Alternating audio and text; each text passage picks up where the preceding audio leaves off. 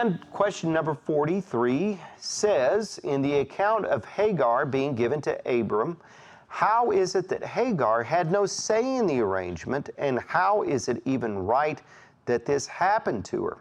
Okay, so taking a look at Genesis chapter 16, in the first 6 verses, what we see is we've got Sarai and Abram.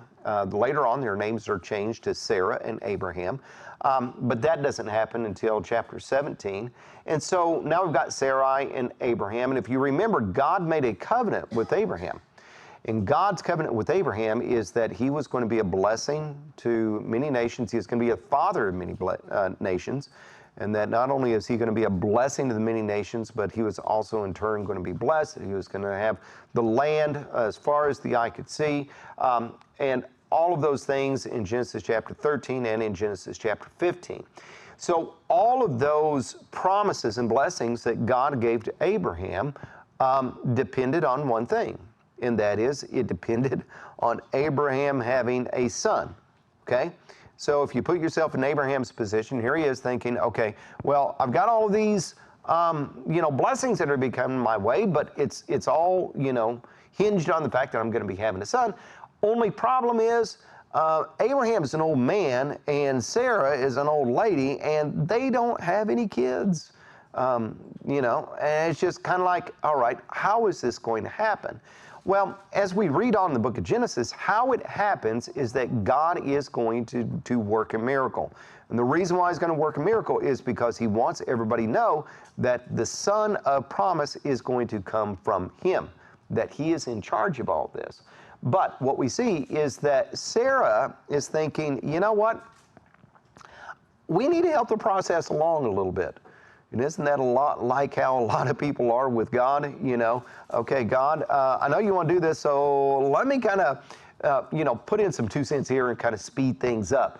Well, when we try to put in 2 cents and speed things up, usually the wheels come off the train, as in the case of this.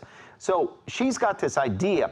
She has this, what it says in verse number 1, is a maidservant from Egypt named Hagar. Now, she's a slave, okay? We're going to put things back in this cultural, historical context, and we're not going to live in 2022 cultural context. We're going to go back there because that's what people were, that's what they were doing.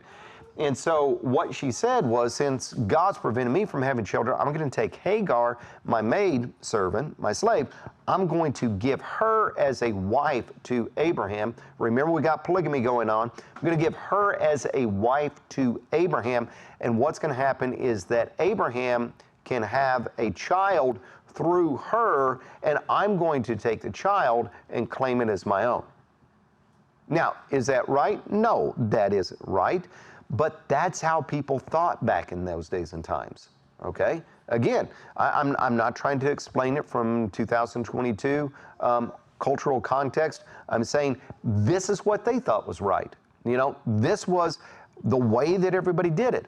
And at the same time, if we can, be around for a couple of thousand years, I'm sure that in the year, 4022, somebody's going to look back at us and go, man, those people, how could they? That's just the way that it is. I'm not saying that God thought this was right, because it obviously was not. It was a lack of faith on his part. But Abraham and Sarai probably thought, hey, this is just simply the way that things are done. And so that's exactly what happens. And so Hagar goes and she becomes pregnant. And when she becomes pregnant, then all of a sudden something very interesting happens.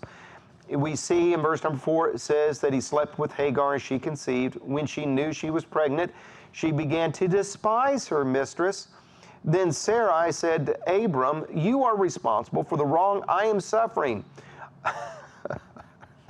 Isn't that, I know we're kind of outnumbered here, guys, but I'm just going to go out on a limb and just say, there's a lot of times that this happens, and that is, the wives come up with an idea, It's a bad idea. We go along with the idea. The consequences come, and then the wives want to turn it all back on us.